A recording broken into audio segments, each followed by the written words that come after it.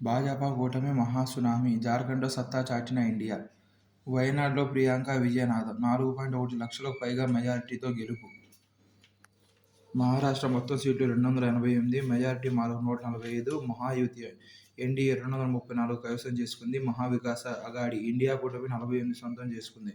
జార్ఖండ్ మొత్తం సీట్లు 81, majority 41. India కూటమి 56 సొంతం చేసుకుంది. ఎన్డీఏ 24. తల్లి పాలలోనూ పురుగు మందుల అవశేషాలు. పంటలపై పిచికారీ చేసే రసాయనాల్లో 5-10% మాత్రమే ఆశించిన పురుగులు, తెగులు నివారణకు ఉపయోగపడుతుంది. మిగతాది వాతావరణం, నేల, భూగర్భ ఉపరితలాలు, పంట ఉత్పత్తులు అలాగే ఉంటున్నాయి. తల్లిపాలలో కూడా ఇవి కలుషితమవుతున్నాయి.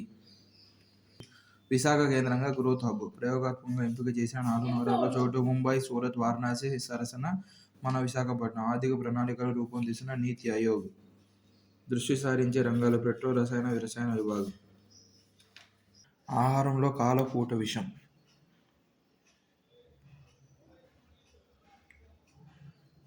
ఇంటర్నేషనల్ అడ్వాన్స్ రీసెర్చ్ జర్నల్ పేర్కొంది. నైట్రేట్, ఫాస్ఫేట్ నీటి వనరులో కలవడం, తాగునీటిలో నైట్రేట్ల సాంద్రత పెరగడంతో రక్త సంబంధిత సమస్యలు వస్తున్నాయి. రక్తంలో మితిమీరిన స్థాయిలో మెథమోగ్లోబిన్ ఉత్పత్తి అయ్యి ఆక్సిజన్ను సమర్థంగా వినియోగించుకునే సామర్థ్యం శరీరానికి తగ్గుతుంది.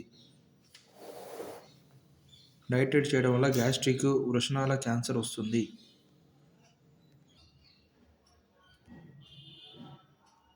2023 నాటికి మొత్తం రైల్వే ట్రాక్ 132,310 కిలోమీటర్లు. రైల్వేలో మొత్తం ఉద్యోగుల సంఖ్య 12 లక్షల మందికి పైగా. ఇండియన్ రైల్వేలో మొత్తం జోన్లు 17. దేశంలో మొత్తం రైల్వే స్టేషన్లు 7,325. దేశంలో రోజు నడుస్తున్న ప్యాసింజర్ రైళ్లు 13,000.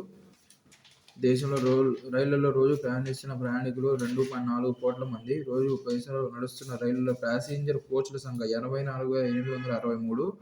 దేశంలో నడుస్తున్న వందే భారత్ రైళ్లు 66. మూడేళ్లలో ప్రవేశపెట్టిన వందే భారత్ రైళ్ల సంఖ్య 400.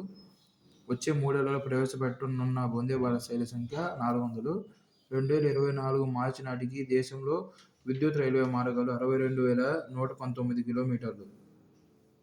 బొప్పాయి, నిమ్మ, కోకో, టమాటా, ఆయిల్ పామ్ ఉత్పాదకలో ఏపీ టాప్. మిరప, మామిడి, స్వీట్ ఆరెంజ్, పసుపులో రెండో స్థానం. రాష్ట్రంలో ఉద్యాన సాగు 45.58 లక్షల ఎకరాలు.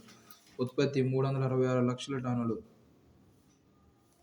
భారతదేశంలో బ్యాచిలర్ ఆఫ్ సైన్స్ పట్టా పొందిన తొలి మహిళ, అలాగే ఆధునిక వైద్య శాస్త్రంలో పట్టా గడించిన 7వ మహిళ అలీస్ మాడే సోరాబ్జీ పెన్నెల్.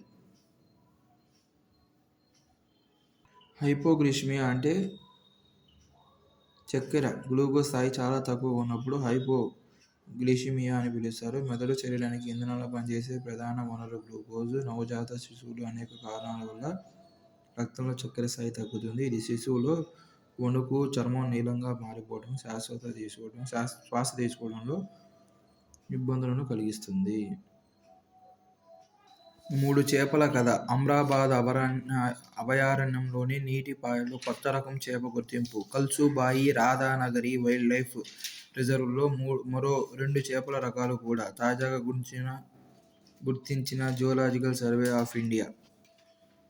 అమ్రాబాద్, కల్సుబాయి రాధానగరి. తెలంగాణలో తొలిసారిగా 2020లో ఇదే వర్గానికి చెందిన ఇండోరియా నెక్టెస్ తెలంగాణిసెన్స్ను కవ్వాల్ టైగర్ రిజర్వ్లో కనుగొన్నారు.